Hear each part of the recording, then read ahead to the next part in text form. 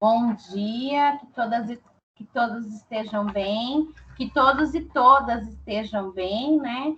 Estamos aqui para nosso horário coletivo, essa semana diferente, todas as reuniões síncronas, em virtude aí da semana de reunião pedagógica. Estamos hoje na parte 2, né?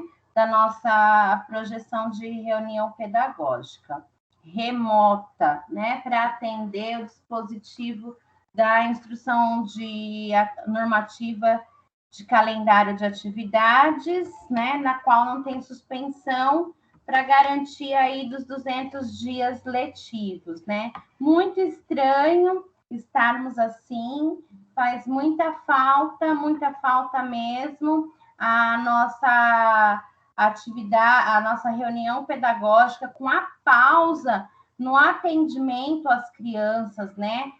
Parece que não, mas aquele momento de estar na unidade, mas sem criança, com a unidade organizada, planejada, para acolher o público adulto com um bom café ou com um almoço bacana, né? No momento aí que a gente sempre organiza para uma interação entre nós antes das demandas formativas necessárias, faz muita falta, né? E dividir a reunião em 3 partes, assim, nesse ambiente remoto, fica muito frio, né? Mas, em virtude da conjuntura, afinal de contas, a pandemia ainda não acabou. Eu espero que todos e todas consigam aí alcançar a sua segunda dose no sistema, na questão da imunização, devido aí os problemas que está tendo, mas vamos que vamos, né? A pandemia não acabou. Antes de ingressar na pauta mesmo da reunião pedagógica, ela está sendo gravada, esse encontro está sendo gravado e será disponibilizada a gravação para os nossos colegas da equipe de apoio para, né, na conjuntura de formação aí. Eu acredito então, antes de iniciar a pauta, eu só quero fazer um adendo em relação aos informes, né? Em relação à reunião de pais. Eu peço, por gentileza, que nesse período que vocês estarão conversando com os pais, afirmem, pontuem da necessidade de assistir aos vídeos, né? Eu e a Arlete organizamos alguns vídeos, fomos pontualmente, estrategicamente pensamos em vídeos bem curtos para que a pessoa assista, né? Não se entedie, em virtude de não ter essa reunião de acolhimento dos pais novos.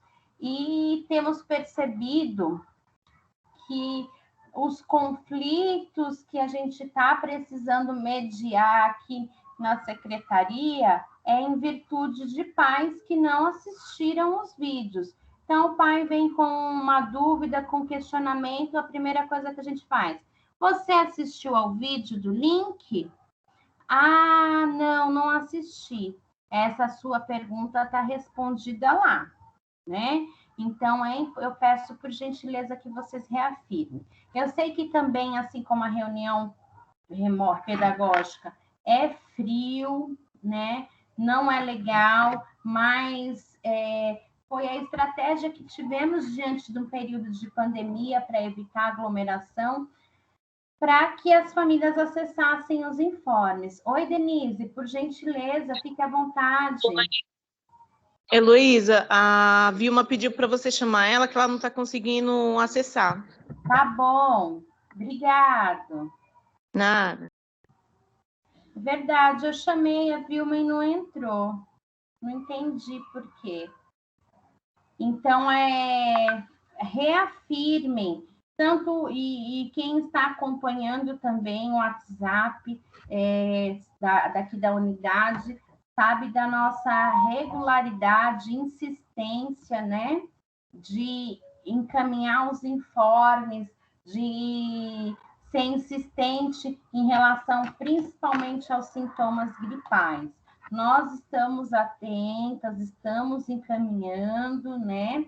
Mas aí vem de encontro ao que vamos tratar na reunião formativa de hoje, né? Mas uma andorinha só não faz verão, né?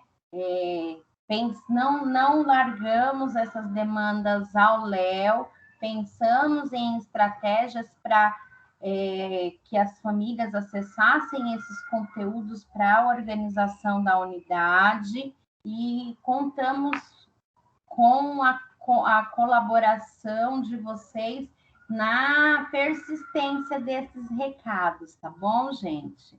E aí eu peço licença, então, vou abrir aqui a apresentação de hoje, da parte 2 da nossa reunião pedagógica, né? E vem de encontro, né, a cena que eu...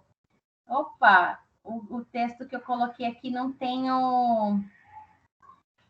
Só com licença, deixa eu tirar aqui que esse daqui não tem.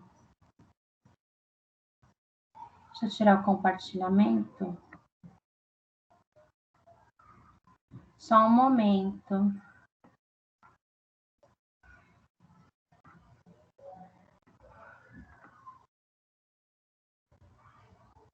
Para vocês, está aparecendo aí, gente, o compartilhamento da tela? Sim. Sim, né? E aí, deixa eu colocar aqui um pouquinho maior.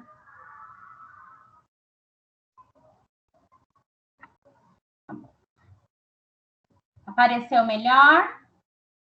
Opa! Então, vamos lá.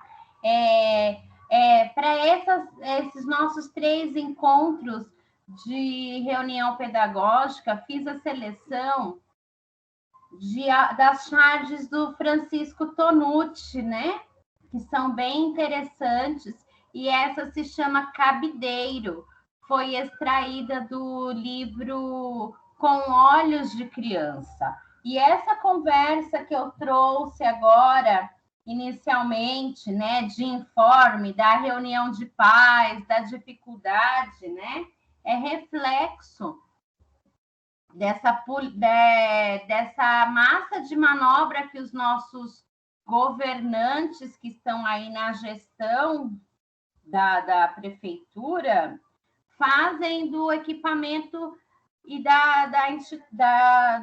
fazem do equipamento, né, do SEI, da política pública de SEI, como massa de manobra, e o que ainda dificulta o nosso empenho, dedicação e trabalho contínuo de que a educação infantil é o direito das crianças. A escola da primeira infância, da primeiríssima infância, não é um cabideiro, né? Para deixar as crianças lá penduradas, né? Enquanto os adultos responsáveis pelos cuidados precisam realizar outras tarefas, né? Nós estamos aí, né? Nessa firmeza, nesse firmamento, nessa demanda cansativa, mas insistente de contrapartida de que o SEI e a primeira infância é um direito da criança para a aprendizagem. Não é um depósito, não é um cabide, não é um espaço para deixar as crianças enquanto os demais adultos, né? Os responsáveis precisam organizar outras tarefas. E isso torna a nossa tarefa ainda mais árdua, mais pesada, porque nós estamos aí nesse mar, né? Nadando contra a maré alta mesmo, né? Mas insistentes e firmes na nossa demanda, na nossa conjuntura. E o Francisco Tonucci foi muito feliz, né, nessa imagem de cabideiro, né, de dizer que escola de educação infantil não é cabideiro. E se a escola de educação infantil não é cabideiro, o que é então, né? E aí nós novamente continuamos a acessar a continuidade, né, dos estudos da Leila Oliveira Costa, extraídos desse livro, Educação, Cuidado e Desenvolvimento, de 0 a 3 anos, que tem uma síntese bem bacana em relação a se não é cabideiro, é o quê, né? A Leila Oliveira Costa, apresentei a vocês aí um pouquinho da biografia dela, e hoje, na parte 2, continuaremos da nossa reunião pedagógica formativa a adentrar a refletir sobre o capítulo 5. O capítulo 5 dela vai tratar sobre a organização do espaço e do tempo na creche e na pré-escola. E a grande virada, vamos dizer assim, não é virada de chave, né?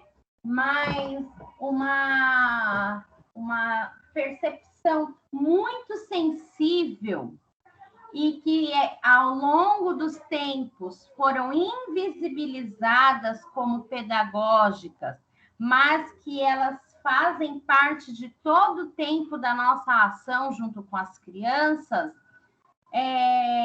né, que foram invisibilizadas do cotidiano relacionado aos cuidados, à questão da higiene, essas minúcias do cotidiano, né?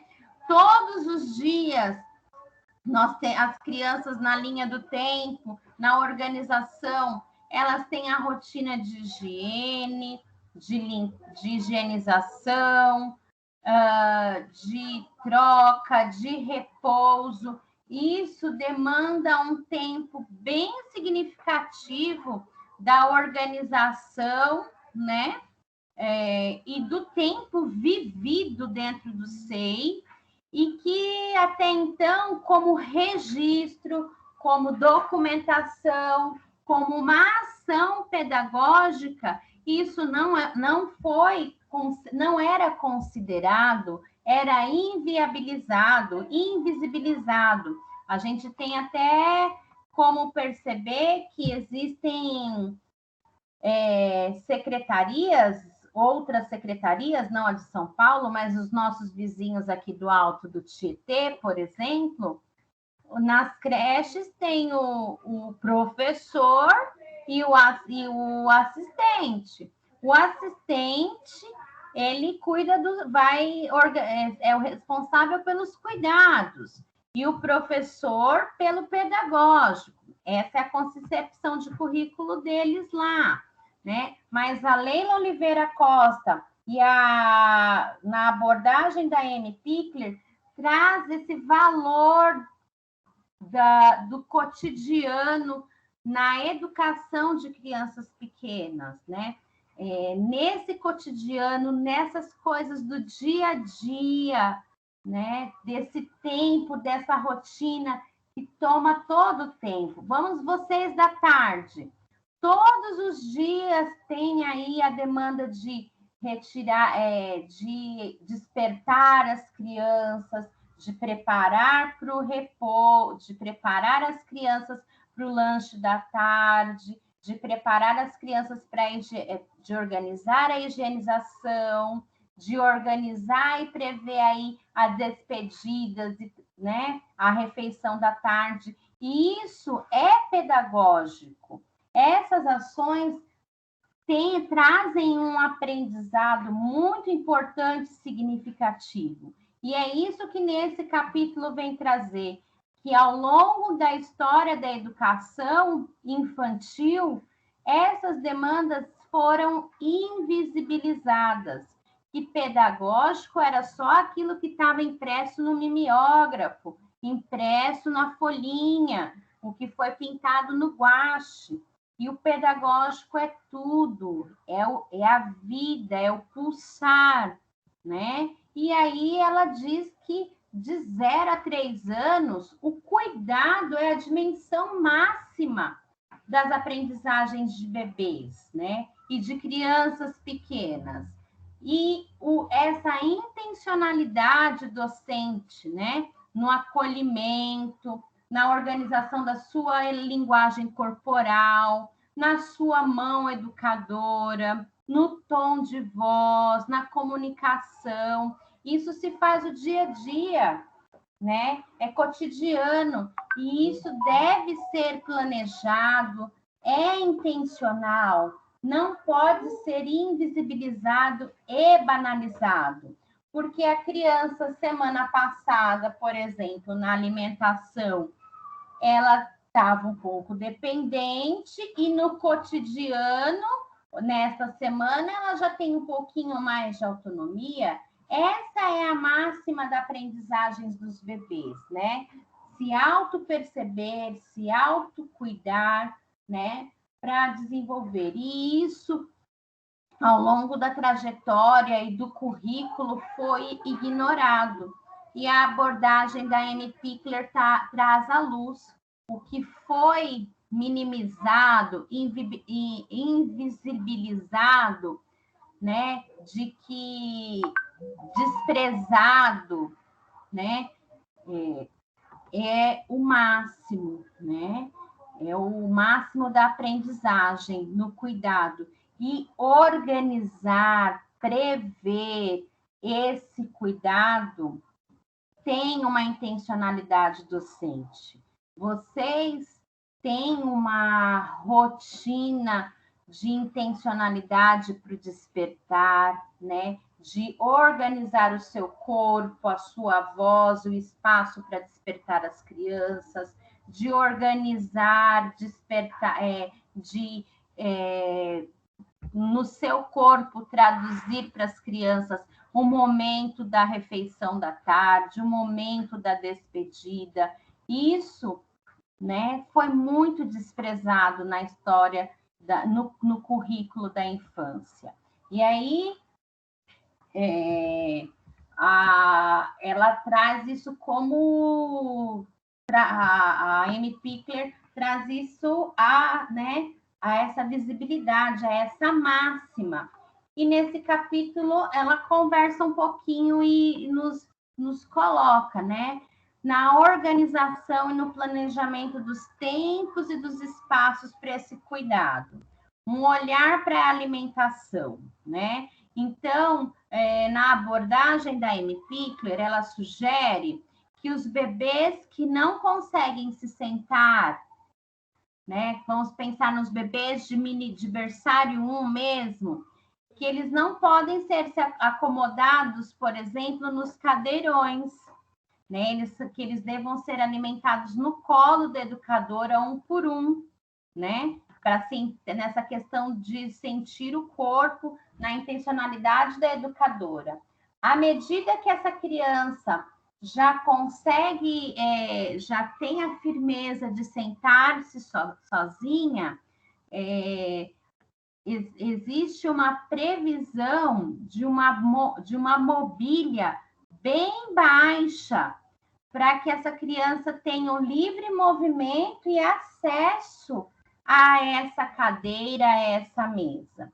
Eu sei que a gente aqui ainda no SEI São Martinho não conseguimos alcançar isso e está na meta, né? Acredito que quem conseguiu explorar um pouco o catálogo do Ateliê Quero, conseguiu ver umas cadeiras, uns bancos de cubo, que é bem baixinho. Ele que eles chamam de cadeira montessoriana. Essa é uma mobília recomendada para os bebês que já sentam, né? No sentido que eles né?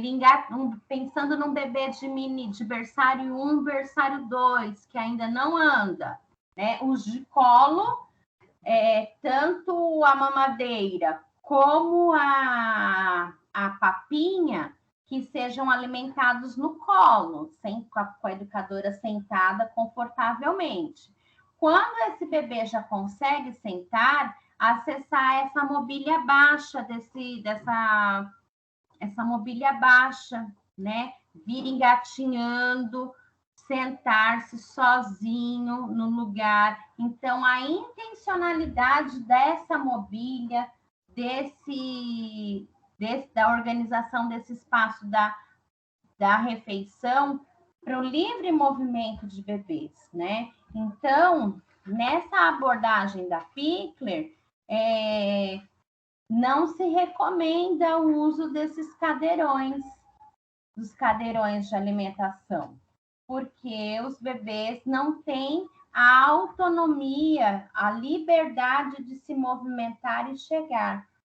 Se você pensar nessa cadeira montessoriana, né, que é um cubo baixinho, ela é de madeira, o bebê ela não cai, o bebê consegue chegar até ela engatinhando e sentar-se e ficar seguro, né? É um próprio, vamos dizer assim, uma mobília que traz por trás dela toda uma intencionalidade de aprendizagem, né? E nessa abordagem diz que a hora da alimentação é um momento riquíssimo para esse momento de desenvolvimento e de aprendizagem progressiva e que deve ser ali valorizado e não invibilizado e, ao mesmo tempo, tarefeiro, rotineiro. Tem que ser um espaço bem pensado no sentido para que as crianças tenham autonomia da movimentação. A gente está falando aqui, gente, é claro, pensando no momento com os maiorzinhos, sem a pandemia, né? E também fala dos bebês, que os educadores precisam de bancos ou cadeiras para se acomodarem, sentar, para estimular, acompanhar e conversar com os bebês e crianças pequenas nesse processo da alimentação. Então, é uma outra postura que a abordagem traz no planejamento e intencionalidade da organização do espaço para alimentação, né? É isso, ela traz o cotidiano como pulsar de aprendizagem contínua. Outro momento também que a abordagem traz como de muita significância as questões das trocas e dos banhos. Eventualmente, né, as crianças, os bebês, no caso de berçário 1, e aí já dizendo que a gente aproveita a conjuntura aqui para fazer um parênteses, dar um recado, que a nossa projeção 2022 saiu, tá, gente? E a gente vai manter, vai ser garantido para 2022 as mesmas turmas que nós temos agora, do mesmo jeito que está hoje, tá? Não se assustem com essa minha fala, que é quando eu estou falando de berçário 1, porque quando nós estamos no espaço de educação infantil, um SEI, e a gente eventualmente pode vir atender a esse público. Mas 2022, nós teremos as mesmas 11 turmas que temos hoje, né? 3 mini 2, 4 mini 1 e 4 berçários, tá? Aí fecho parênteses aqui, né?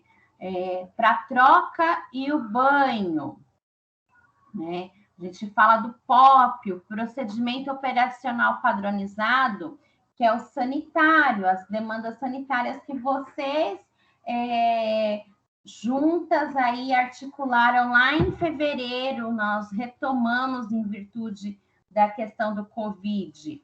O banho, a troca, ela é planejada. O espaço tem que ser planejado, os materiais de higiene têm que estar lá disponíveis, organizados. Isso não é simples, não pode ser invisibilizado e banalizado, né? Precisa estar operacionalizado, estrategicamente organizado, dentro da intencionalidade do educador que vai usar aquele espaço para garantir o protocolo sanitário e essa dedicação integral do educador, né?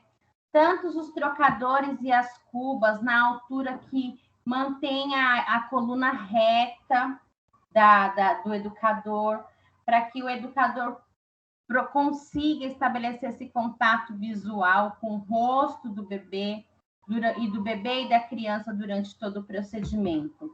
Principalmente os momentos de troca e banho, como já foi mencionado outras vezes, e repito agora, em virtude do quadro de apoio estar participando aí de assistir essa reunião pedagógica, M. Pickler traz que as crianças estão no ambiente coletivo, né, com outras crianças, mas na hora principalmente da troca de roupa, da troca de fralda, de uma eventual necessidade de operacionalizar o banho, por mais rápido ou breve que sejam 5, 8 minutos, 3 minutos, se é só uma troca de uma roupa molhada com os mais velhos, é aquele 3, 5 minutos que o educador está integralmente só para uma única criança. Você está na sala com 18 bebês, 18 crianças mais velhas, por exemplo, de mini 2, né? Tem 18 presentes. Na hora que você está eventualmente interagindo na colaboração da troca de uma roupa molhada, as outras crianças estão em alguma demanda. E você está exclusivamente para aquela criança que está sendo trocada. E da importância que isso faz no desenvolvimento dessa criança, do educador estar na sua totalidade, de manter esse contato visual. É pouco tempo, mas nesse processo, nesse procedimento, estabelecer aí essa conexão, né? Ela coloca aqui também que assim que o bebê for capaz de engatinhar ou andar, deve ter uma escada disponível para que a subida e a descida também ocorra de forma autônoma. E vamos salientar que forma autônoma não é uma forma largada. Não é assim, ele faz sozinho. Ele vai ser acompanhado pelo educador, mas que ele tenha ali que esse material, que essa escada, que essa cuba, que esse banheiro tenha condições da criança se movimentar livremente, né? Que ela possa pensar nos seus movimentos para acessar essa cuba.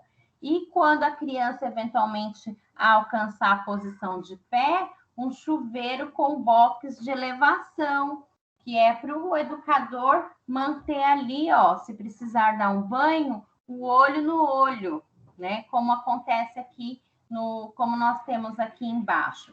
Então, são muitos detalhes, né, que revelam uma intencionalidade da organização do espaço, da mobília, para o educador, para a educadora valorizar esses momentos do cotidiano no desenvolvimento da aprendizagem, né? E aí coloca assim também do sono, né? Quanto menor o sono também precisa ser pensado, esses momentos de sono e repouso, né? Quanto menor o bebê, mais horas de sono são necessárias para que esse bebê repouse. Então, a gente tem que os bebês mais, né? Normalmente agora eles já estão mais crescidinhos hoje, né? Os nossos bebês. Mas em salas de B1 e quando as salas de B2 têm os bebês mais novinhos, eles não repousam apenas naquele momento prévio da rotina. Eles precisam ter esse momento, ser ofertado mais esses momentos, né? E quando o bebê já for capaz de engatinhar, colchões ou camas baixas devem ser colocadas para que ele tenha autonomia para dormir e descansar. Eu acredito que também vocês já tenham vistos em fotos do ateliê carambola de berçários aí nas mídias sociais, assim como no catálogo do ateliê Quero Quero, que eu disponibilizei para vocês, que em salas de crianças de B1 e crianças que ainda engatinham, né? Existe uma cerquinha, né? Uma organização do espaço quando planejado nessa abordagem da Pickler, né? Que tem uma cerquinha da qual separa um ambiente para o repouso e um ambiente para exploração. Então, quando o bebê percebe-se que o bebê sente aquela necessidade de repouso, aquele lado de lá da cerquinha está disponível para o repouso e aquele que ainda está ativo e não está a fim de dormir fica do outro lado da cerquinha para se acomodar. E com os mais velhos, ter ter aí um espaço, não necessariamente para o sono, né? Mas na organização da sala de referência, pensar num cantinho, num sofazinho de colchonete, para aquela hora que, né, que de repente esteja cansado, que precisa repousar, não mesmo ter o sono, mas aquele ambiente já dentro da sala já ter aquele espaço para que eventualmente se ele sentir a necessidade de precisar repousar, tentar estar ali de uma forma mais aconchegante. É por isso que as salas de crianças pequenas não têm as mesas para sentar todo mundo, né? Essa postura de todos fazerem a mesma atividade ao mesmo tempo, né? Que existem a organização da sala de referência nos cantos.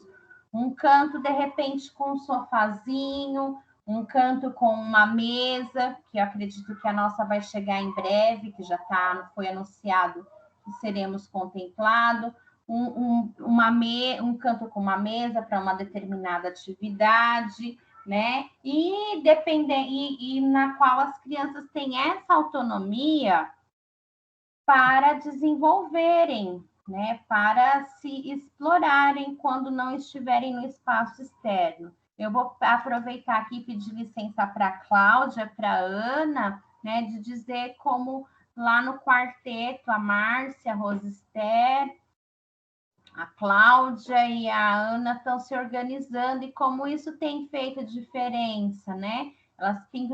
Elas têm colocado no canto do armário um negócio perto do espelho, uma outra proposta, né? Um vai e vem, uma bolinha pendurada, né, Márcia? Márcia não é, Cláudia e Ana. E aí as crianças ao longo do dia vão circulando, né? Essa é uma estratégia da organização do espaço com intencionalidade. De repente, um cantinho mais aconchegante, o cantinho da leitura, né? Na organização aí de que cada criança o espaço estará organizado para a criança acessar e desenvolver-se, né? A criança tem a autonomia da escolha. Onde entrou o educador, né? Na organização desses espaços. E aí, ainda a Leila Oliveira Costa, né? Ela traz aí como tradutora e da abordagem da Amy Pickler, né? Ela traz essa dimensão do cuidado, que ele deve ser intencionalmente planejado, não pode ser intuitivo, aleatório, inspiração. Ele precisa ser assim bem intencionalizado estrategicamente. E na continuidade desse capítulo, né, a Leila Oliveira traz aí, ó, como devem ser garantidos os espaços internos das salas de referências, né? Então, na abordagem, ela coloca que devem ter nichos organizados com categorias diferentes de brinquedos, separados em cestas ou bacias para cada categoria e estar ao alcance dos bebês e crianças. Quando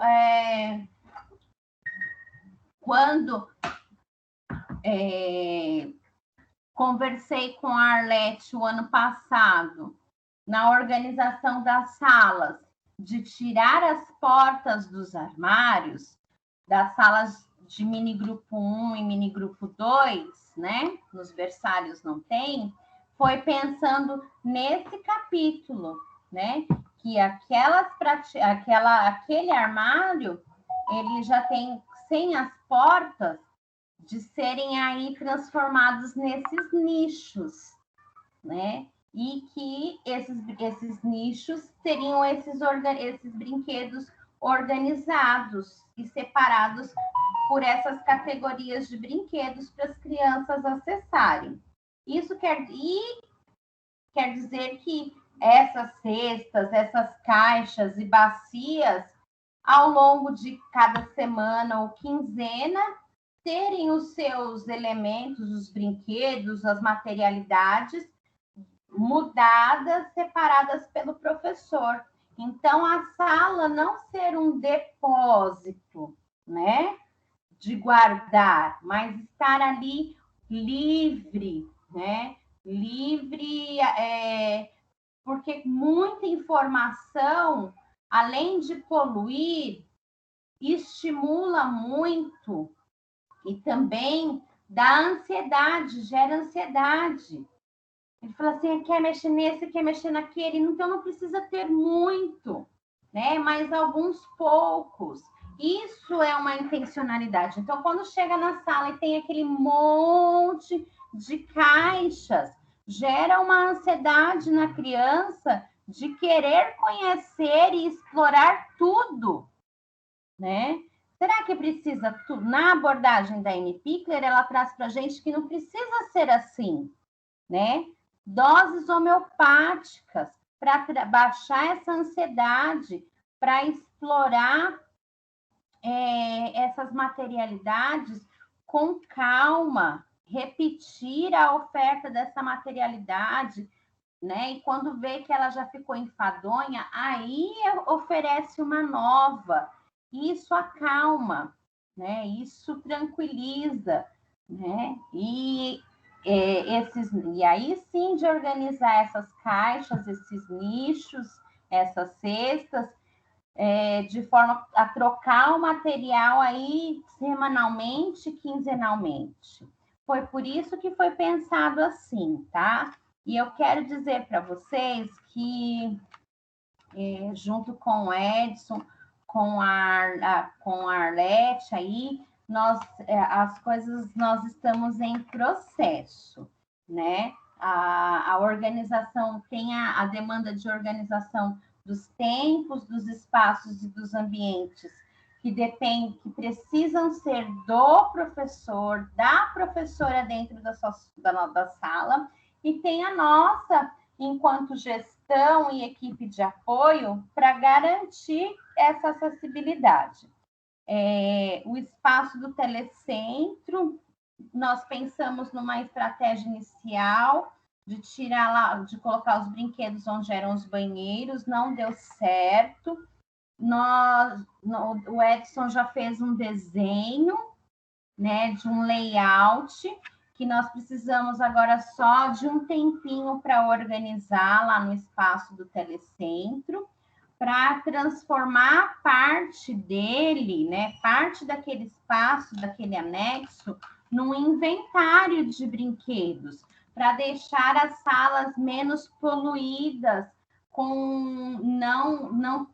que as salas de referência não sejam esse ambiente de guarda, né? Mas apenas de disponibilizar as materialidades que as crianças vão acessar naquela quinzena, naquela semana, né? Então a gente está aí, o layout está pronto, a gente está assim, só precisando organizar um tempo, né, para separar as materialidades lá nas mesas que tem lá no fundo.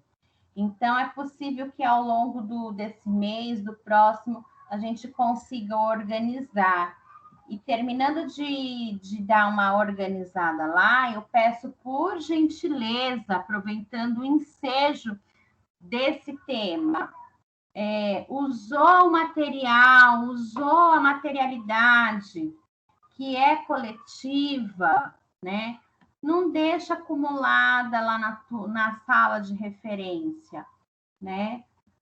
Logo, logo a gente vai organizar, retorna lá para o espaço que a gente vai organizar direitinho nesse inventário, para que todas as pessoas, todas as professoras e as crianças tenham o direito de acessar, né? Eu sei que ainda falta muita coisa, mas o pouco que a gente o acesso tem que ser democratizado. Então, o professor gostou daquele material, ele guardou no armário dele e depois não devolve para o coletivo. Eu sei que nós ainda estamos no processo de organizar, mas em breve a gente vai separar ali e vamos separar por categoria, para que nas salas, os balcões sejam usados nesse nicho e as salas de referência não sejam os depósitos. Aquele espaço do telecentro, sim, que seja um inventário das materialidades dos brinquedos, né? O inventário para vocês aí ir lá, pegar, guardar, para que essa sala, a organização dessa sala fique leve, né? Transpareça, calma e não gere ansiedade nas crianças, tá bom? O outro ponto que ela coloca aí, né? O que deve ser garantido aos bebês nos espaços externos? Então, ela coloca contato com oportunidade de múltiplas experiências, água, terra, areia e outros elementos. Que as crianças tenham oportunidade de correr, de pular e de desafios motores, né? Elevações e depressões, brinquedos com escalada, né? Com gangorra para explorar o equilíbrio. Então, ela apresenta essas sugestões de otimizar e planejar o espaço externo também para isso, né? Como a autora sugere a divulgação das marcas infantis, né? Ela coloca que as produções podem ser acompanhadas de fotos com pequenos textos em varais, que os livros podem estar organizados em estantes baixas ou em balaios ou cestos, que nós temos que garantir materiais de artes e eles podem e devem estar dentro e fora da sala de aula, que as paredes devem ter partes revestidas com lousa e com azulejos para exploração. Essa parte de azulejo a gente já tem uma aqui fora, a gente já dentro da sala, né? Então, como é que eu uso essa lousa? É para colocar cartaz ou deixa para que as crianças se organizem? Dentro da sala de referência, como tenho colocado aí as produções e as questões das crianças, né? Das produções e as fotos. Como está organizado, então, os livros para as crianças manusearem? Eu sei que agora a gente está num momento de pandemia, esse é um ponto que exige quarentena, né? Mas são pontos que, quando fala da autonomia dos bebês e das crianças, o ambiente faz toda a diferença, o espaço, né? Porque a organização do ambiente deve ser bem dinâmica, né? E isso vai da intencionalidade docente, da constante reavaliação e reorganização dos espaços, principalmente os internos e dos materiais, né? É aí que está o fazer de vocês, né? E vem aí a pergunta: se a brincadeira dos bebês e das crianças deve ser livre, qual é o papel ativo do educador nesse processo? Porque se você vai organizar, né, uma proposta, não mexe, segura direito, cuidado, vai cair, põe a mão. Não é assim que se na abordagem da Amy Pickler. Se você precisa todo o tempo fazer essa intervenção, essa mediação, não está dizendo que não é para fazer.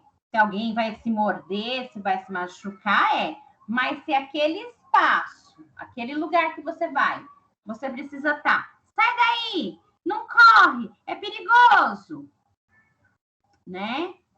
Esse espaço não está adequado para as crianças. Se o professor precisa a todo momento fazer essa intervenção, então não houve a intencionalidade do educador na seleção e organização do espaço. E aí é que está. A criança ela vai ter a liberdade e a autonomia. Elas não são abandonadas pelas professoras. Elas são acompanhadas. E o papel ativo das professoras é estruturar esses ambientes, né?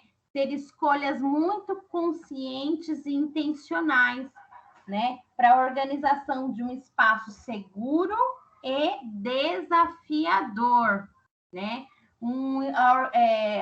A educadora, vocês professoras, nessa abordagem de organizar e pensar estratégias para que sugira a partilha, que demarque o espaço para a movimentação, que você deve perceber ali qual é o momento que você deve interagir, né, e fazer a sua interação mais ativa, e qual o momento que você deve recuar e ficar de observação, porque nessa abordagem ela sugere que a professora fique um pouco mais em silêncio, porque se a professora fica subiu, desceu, agora vira para a esquerda, vira para a direita, mexeu, faz assim.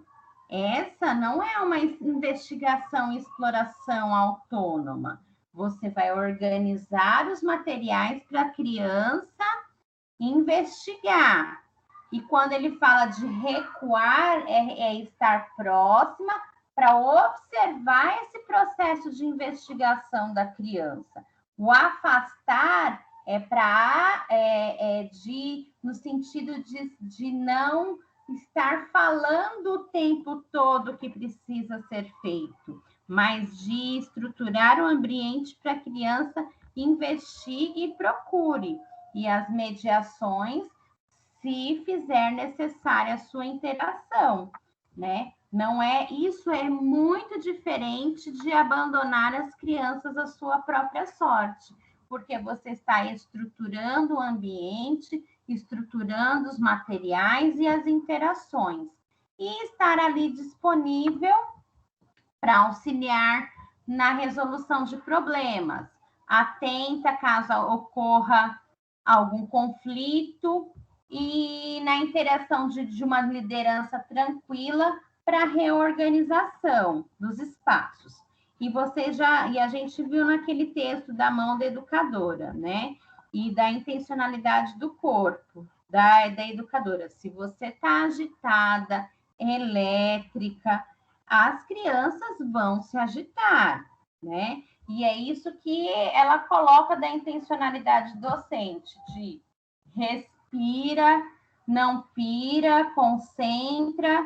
O mundo lá fora agora, meu filho, minha filha, minha conta atrasada, ou o carro quebrado agora não vai ser resolvido, agora eu sou a professora das crianças, de estar integralmente naquele momento, que não é fácil, né?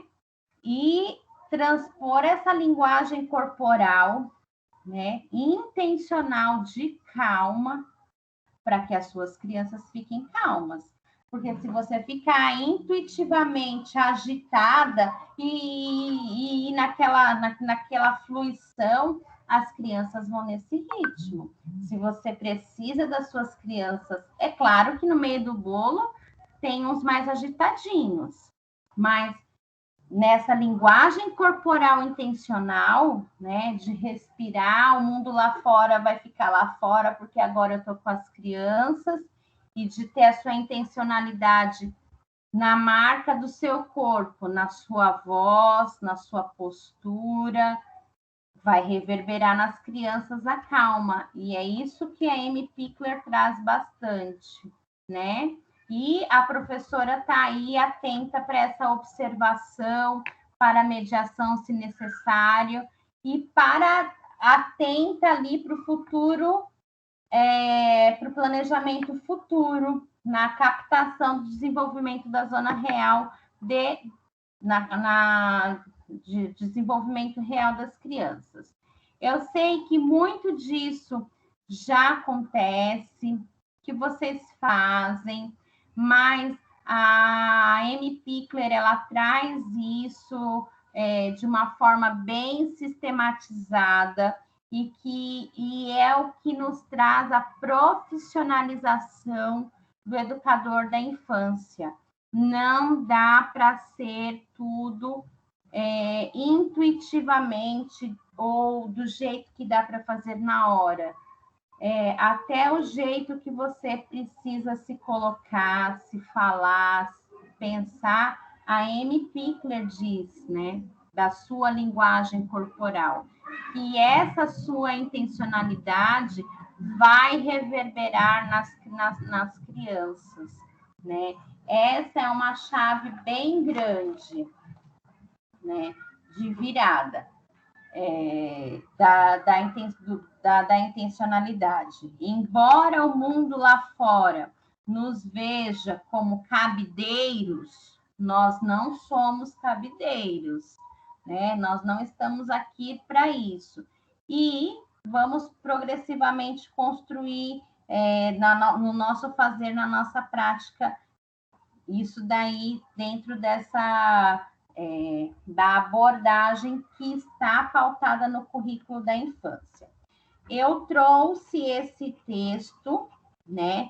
Separei propositalmente, intencionalmente, este capítulo 5 para conversar e dialogar com as listas e demandas de reforma do parque, da organização e aquisição dos livros e para o PTRF de leitura, e essas outras demandas, e a lista de compras, tá? E essa vai ser a parte 3 da nossa reunião. Amanhã, né, já estão 10 horas, a gente continua na parte 3 da reunião, então, que vamos conversar sobre o que desejamos para o SEI São Martinho em relação aos materiais, à organização da mobília, frente aí à fundamentação teórica desse capítulo 5, né? E para isso a gente vai reverberar aí através da compra, e das compras e das sugestões e das colocações, que aí fica para a parte 3 de amanhã, né? Ficamos esses 2 dias de fundamentação teórica e amanhã a gente tem a proposta de olhar para o nosso SEI, de como reverberar a fundamentação teórica desse capítulo 5 para o SEI São Martinho. Isso não acontece do dia para a noite, é um processo, mas é um processo que a gente precisa dar o primeiro passo e estar ativa e aberta para isso. Tá bom, gente? Alguém quer falar alguma coisa, mencionar alguma coisa? Tudo bem? Então, Andréia, a ata da reunião é sua, tá, minha querida? Se você precisar dessa gravação, depois eu te disponibilizo, assim como o PowerPoint dessa transmissão agora para todos, tá bom? Satisfação em estar com vocês. Parte